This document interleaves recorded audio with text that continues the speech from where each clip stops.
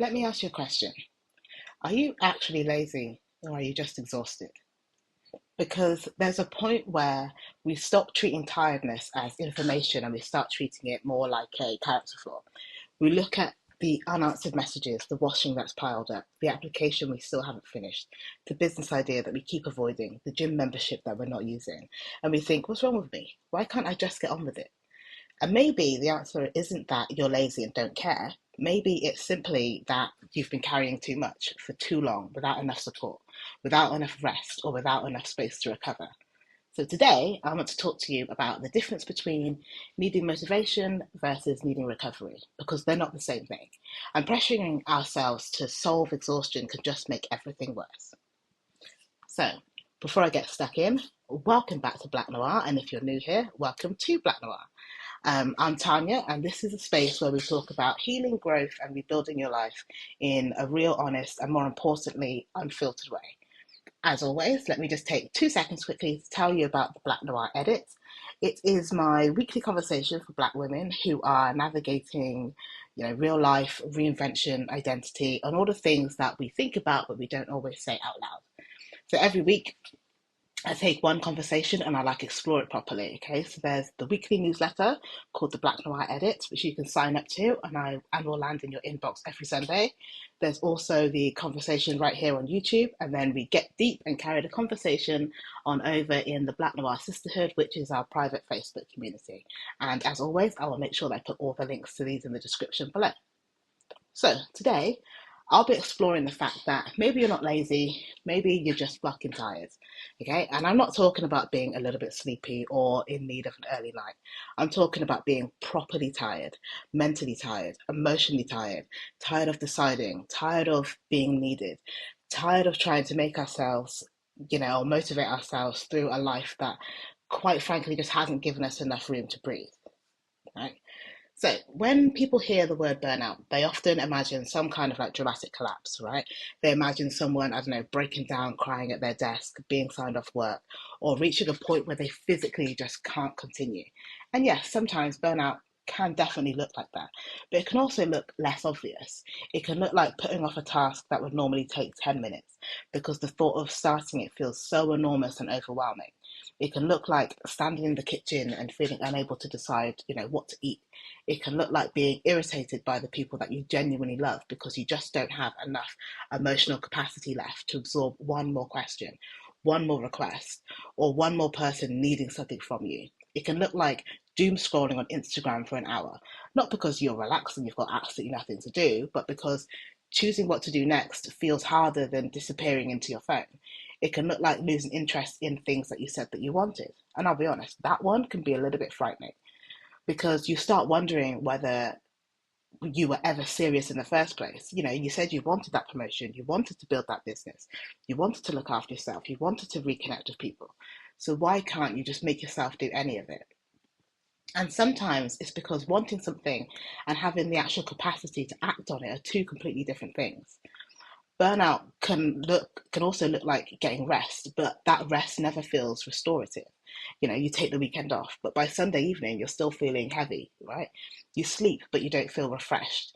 You cancel plans, but the space that you've created then doesn't feel peaceful. It just feels like a temporary relief before everything starts again. Now, please understand that none of these signs automatically mean that you're burnt out. There can be many reasons for this persistent exhaustion. And just quickly, as a side note, I do want to take a moment to say that if you are worried about your physical or mental health, please, please, please go and speak to a GP or another qualified professional. Um, but like I said, these signs that I've just mentioned are reasons where you might want to stop and ask better questions before you just go ahead and start calling yourself lazy. Now, unsurprisingly for Black women, this conversation is made a little bit more complicated, in particular by the fact that many of us have been rewarded for being able to carry more than we should have to. We're often praised for being strong, we're praised for being dependable, we're praised for just getting on with it. We're the person that people call because they know that we'll answer, right? We're the person who can be trusted with the difficult client, the family problem, the last minute task, the emotional cleanup, the thing that nobody else wants to deal with. And also, being seen as capable, just being honest, can actually feel good. You know, that is, however, until capability becomes more of an obligation, until nobody asks, whether you have the room. They simply assume that you will make room. A lot of Black women are also navigating forms of labour that don't appear in like the job description or a to-do list. And I'm talking about code switching. I've spoken about this in multiple videos before, which I will also link one of them to this. But code switching is labour. Monitoring how we're perceived is labour. Trying to be assertive without being labelled aggressive is labour. Being the only Black woman in a room and deciding whether to speak or even how to speak, and in fact, how much of yourself is safe to show, is labour. Supporting family, managing other people's emotions, being the organiser, the fixer, or the one who knows what to do is labour. And because much of that work is invisible, we don't always count it when we assess how tired we are. We only tend to count the visible or like tangible tasks. Then we judge ourselves for being exhausted by a workload that we've not even fully acknowledged. There's also the hyper independence factor, the belief that asking for help is a weakness, disappointing, or simply just not worth it because you'll probably just end up having to do it yourself anyway.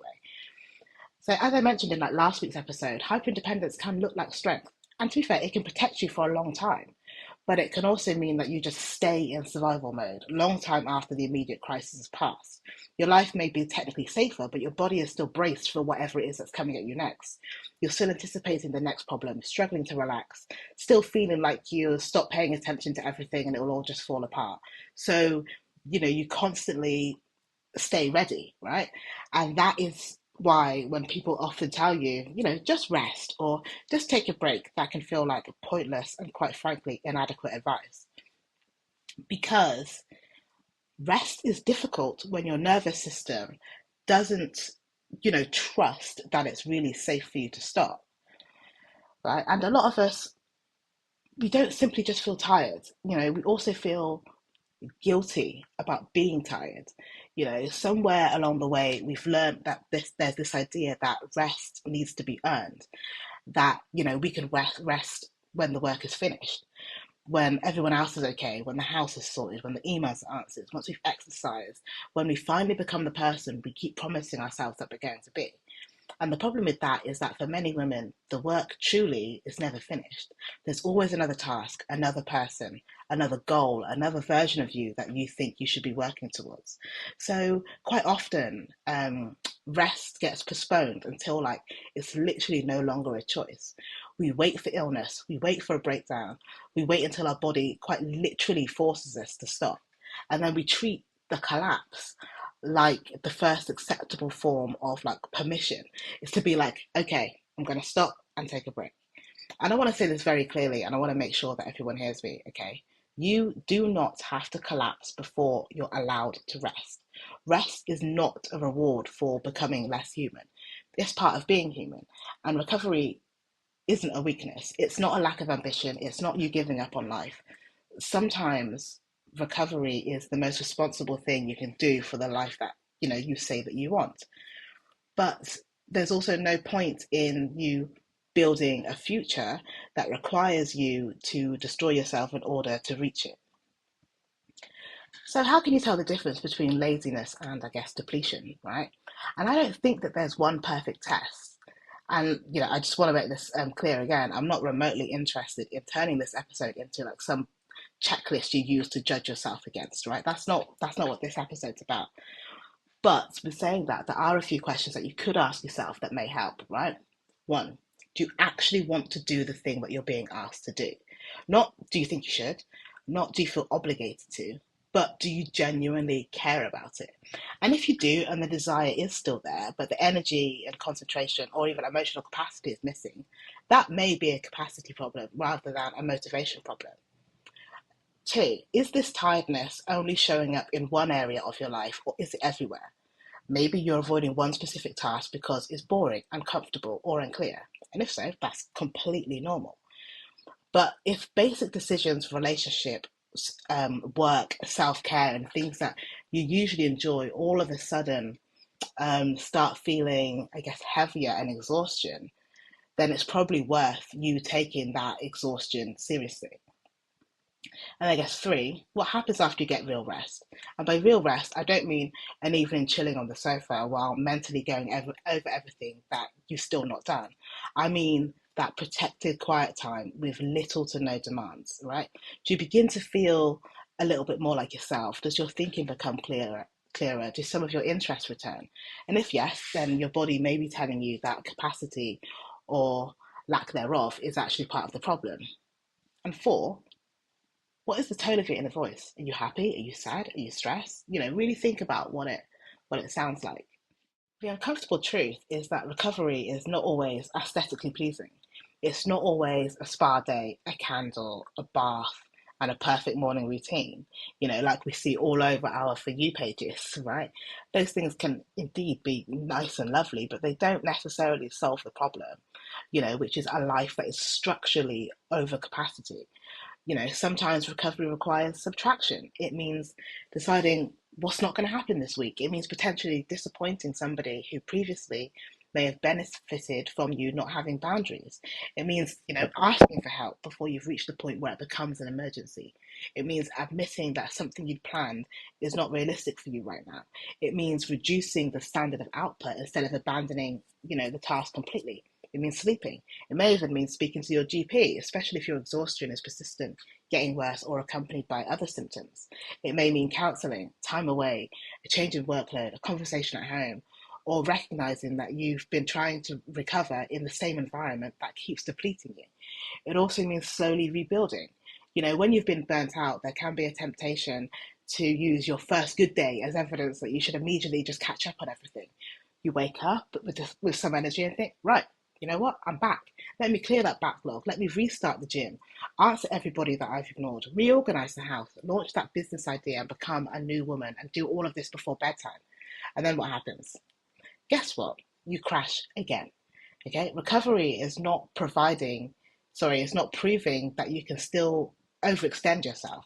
It's learning to use your energy sensibly without immediately spending all of it. A simple, I guess, framework, if you will, that I'm trying to follow is notice what's causing the stress and how I'm feeling, name exactly what that is, remove it if I can, and then take the time to recover.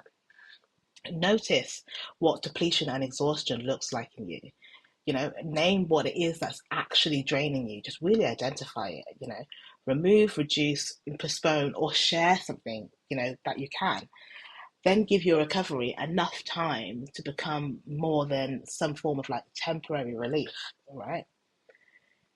Now, just being honest, me personally, I am terrible at this. And I'll continue to just take things on and say yes to things because it's easier than having to have the uncomfortable conversation with someone after saying no.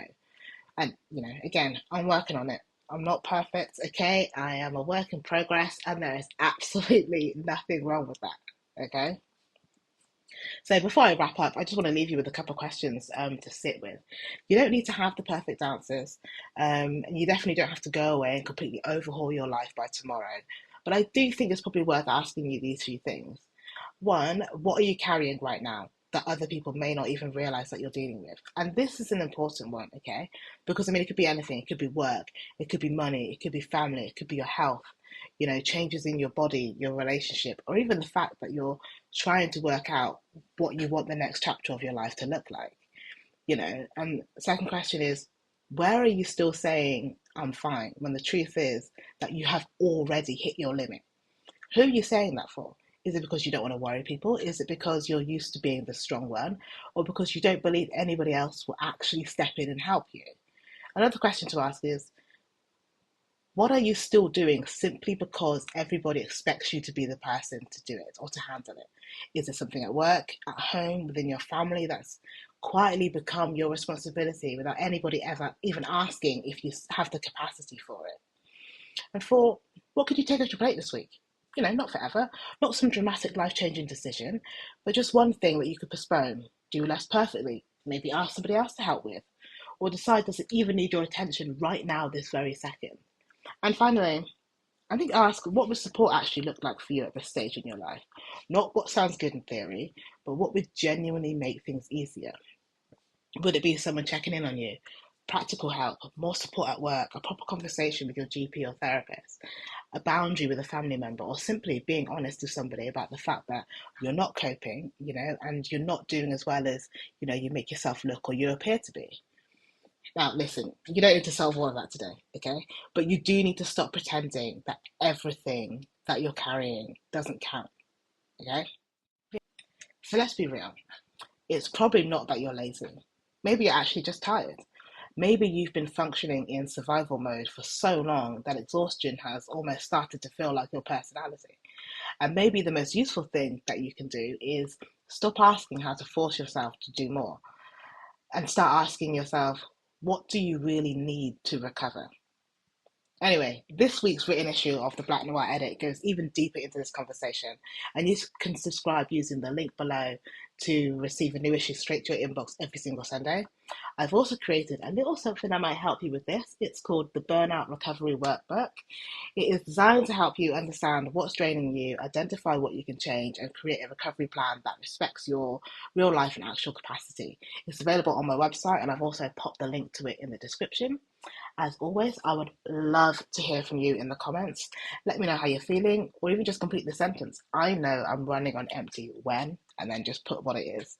As always, thank you so much for spending time with me. And remember, you don't have to collapse before you're allowed to rest, okay?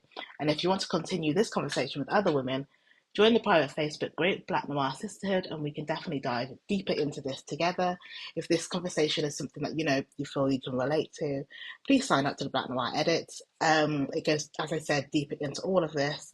Also, don't forget to follow us, or follow me, should I say, on Instagram. As always, thank you for spending time with me. I'll pop all the links in the description, and don't forget to like this episode and subscribe because it really, really helps. And I will see you all next time.